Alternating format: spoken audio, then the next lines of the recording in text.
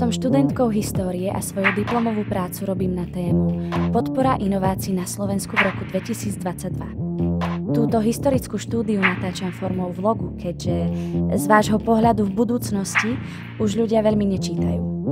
A pretože predstavovať sa telepaticky je neslušné, tak moje meno bude Klára.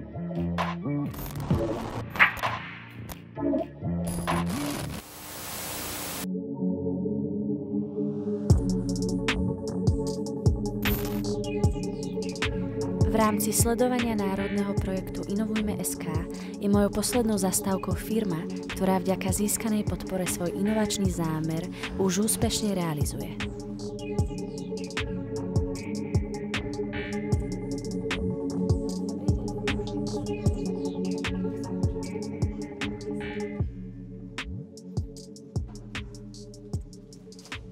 V 2017 roku sme začali vlastne sa venovať inováciám v oblasti 3D modelingu, 3D skenovania a následne aj vývoju aplikácií pre virtuálnu realitu.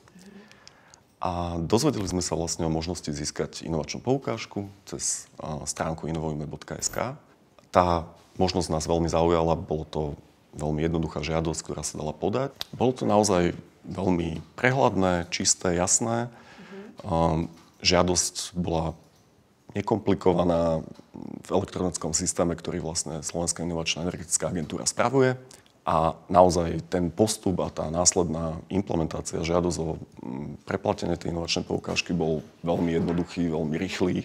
A ako vidíte ten posun predtým, ako ste túto poukážku nemali a potom, ako ste ju získali? Získanie tej poukážky nám naozaj umožnilo rozhodnúť sa, že či ideme do takéto inovácie alebo nie. Potrebovali sme kvalitný podklad k tomu rozhodnutiu, pretože tá investícia následná môže byť veľmi veľká. A my sme sa vlastne na základe tej inovačnej poukážky rozhodli, že takúto inováciu chceme realizovať.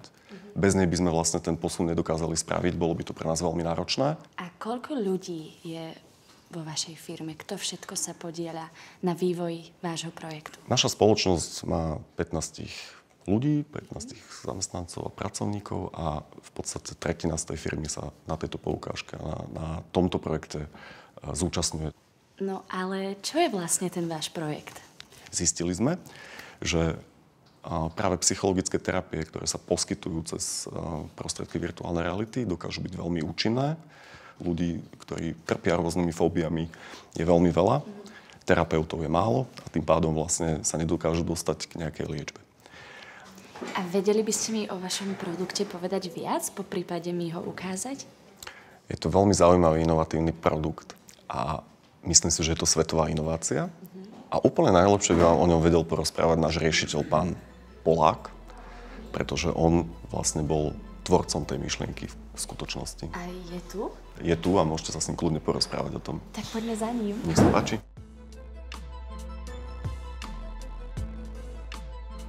Ako vám to napadlo vytvoriť práve terapiu formou hry?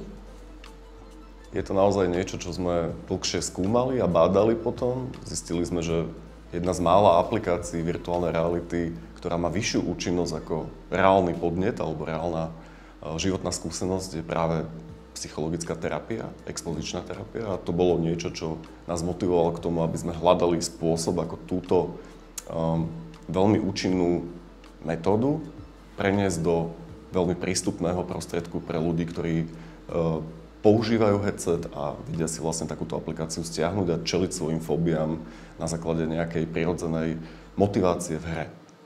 Expozičná terapia vo virtuálnej realite, čiže teda psychologická liečba fóbií vo virtuálnej realite, je z vedeckého výskumu známa ako veľmi efektívna metóda pri redukcii nadmerného strachu, úzkosti a paniky. Vychádza z tradičnej expozičnej terapie, čo je naozaj veľmi dobre vedecky overená metóda, kde ide o to, že naozaj, ak chcete poraziť svoj strach, ak chcete získať na ním kontrolu, tak by ste ho mali konfrontovať. Je to viac menej ľudová múdrosť, ktorú všetci poznáme, ako je táto ľudová múdrosť podložená stovkami vedeckých klinických štúdií. Ten najnovší vedecký výskum ukazuje, že keď zasadíme to terapeutickú metódu, už spomínanú expozičnú terapiu vo virtuálnej realite do herného priemyslu, čiže spravíme z terapie hru alebo vymyslíme hernú terapeutickú aplikáciu, tak tým zvyšujeme v klientoch motiváciu dokončiť expozíciu, konfrontáciu obávaných podnetov, obávaných situácií a rovnako sa zvyšuje efektivita tejto terapeutickej intervencie. Tento koncept vychádza z graduálnej expozície, kedy sa klienti postupne vystavujú stále náročnejším a náročnejším situáciám alebo prostrediám a zvládajú ich. A ako samotná terapia funguje? Klient sedí, stojí, prechádza sa? Mali by ste si to skúsiť, aby ste videli, akým spôsobom vlastne táto metóda môže fungovať. A to by sa dalo? Určite áno. A ak sa chcem spýtať, máte vy nejakú fóbiu? Nenazývala by som to fóbiou, ale mala som obavy z budúcnosti. A už sa v poslednej dobe asi úplne rozplynuli.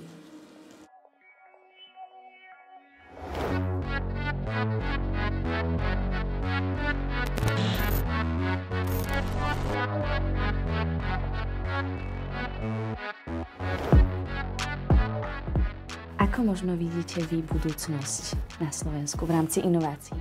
Tak z toho pohľadu, akého to vnímam ja, už len na základe toho, čo sme si práve povedali, že za posledný rok 5 víziev a už niekoľko stoviek poskytnutých inovačných poukážok a preplatených dobrých nápadov, tak práve tam vidím cestu, že keď presne niekto vie, čo chce a nájde niekoho, kto mu to vie zrealizovať, tak toto považujem za tú najefektívnejšiu cestu.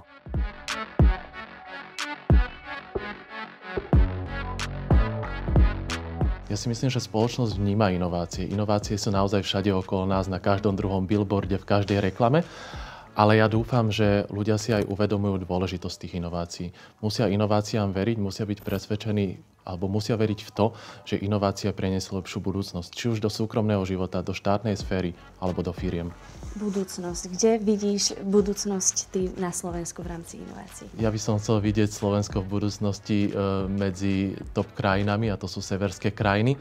A opäť zdôrazním to, že je dôležité vnímať tie inovácie v tom kontexte, že sú dôležité. Veriť im, presadzovať ich, implementovať ich a potom naozaj sa posunieme vyššie v tom rebríčku inovačných krajín.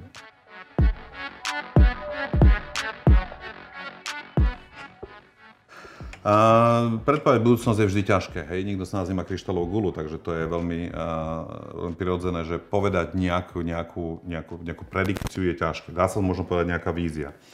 Tá súvisí ale aj s tým, že dnes sa nám veľmi dynamicky mení prostredie. Dnes vidíme, že boli tu neočakávané udalosti, ako bola pandémia korony. Dnes tu máme krízu na Ukrajine a neúmerný rast energií. To znamená, aj v tomto prostredníctvom týchto vlastne externých faktorov sa nám vlastne mení ten pohľad na inovácie, ale hlavne smer, kde sa máme uberať tými inováciami. Hej? Určite sa budú hrať významnú rolu inovácie v oblasti energetiky, práve kvôli energetickej kríze. To znamená, myslím, že aj inovácie samotné reagujú na aktuálnu situáciu, ktorá vo svete je a myslím si, že toto je taký veľmi jednoduchý pohľad do tej takej asi kratšej budúcnosti. Dlhodobú budúcnosť tam naozaj by som si nedovolil predikovať a povedať nejaké veľké vízie toho, že asi ako to bude.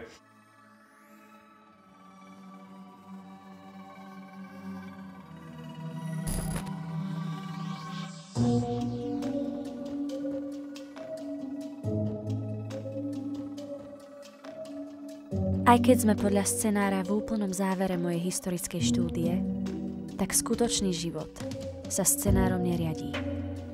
Budúcnosť ešte nebola napísaná.